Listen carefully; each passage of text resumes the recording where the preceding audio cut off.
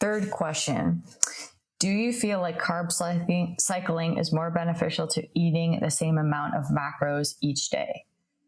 So carb cycling is essentially you have higher carbs on some days, lower carbs on other days. No, it is not more beneficial. It can be a tool used. Do I think that, let me backpedal there.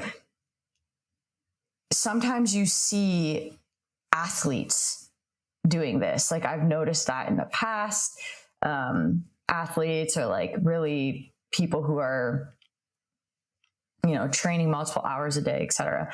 They kind of got into this and I'm not really sure why, but it can actually hinder performance and recovery.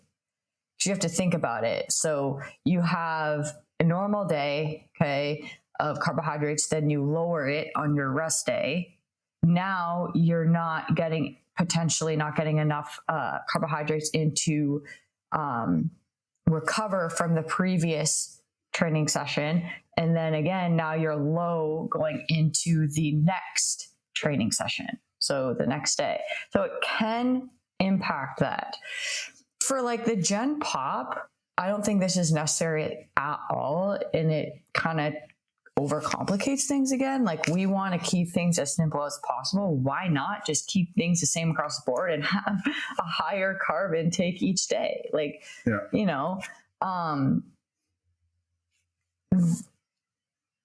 to me, there's no real benefit to it.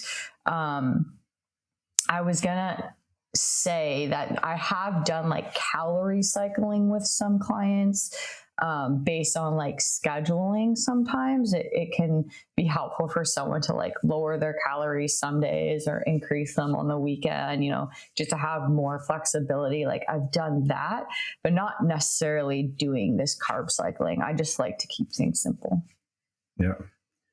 It just makes it more difficult to stick to. And guess what happened with the few clients who I tried carb cycling with? What happened? Then managed to stick to it for a week. Yeah. So like in both cases, actually only two people, they were like, I kind of want to try it out. I was like, okay, cool. Why do you want to try it out? I just want to try something. Fair enough. Okay, cool. Let's do it. Let's see how it goes. Didn't last for a week. So gave it another week. And I was like, you know what? Let's maybe not do it. It's okay. Maybe we try it. Maybe it could have worked. Maybe it could have been a great way to stay on track. In this case, that just didn't work like that. And that's okay. I think we need to also address whether we are in a deficit or at maintenance. Personally, I don't see the point at maintenance at all. No. I could see it in a deficit if it's simply, and this is like, training aside, like this would be if it's simply to have more over the weekends, right? And to allow for like a Friday, Saturday, a little bit more at maintenance, and during the week you go lower. Yep.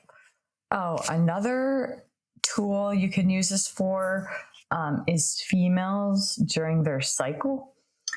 So say you're a person that tends to like fats more and you're eating more higher fats and like lower moderate carbohydrate, but around your cycle, you tend to crave carbohydrates a little bit more. You could then increase carbohydrates through that period of time just to help you, with those cravings or that extra hunger. That's another good tool where you could potentially use carb cycling. Good point. If you could stick to it, I'll add. Right.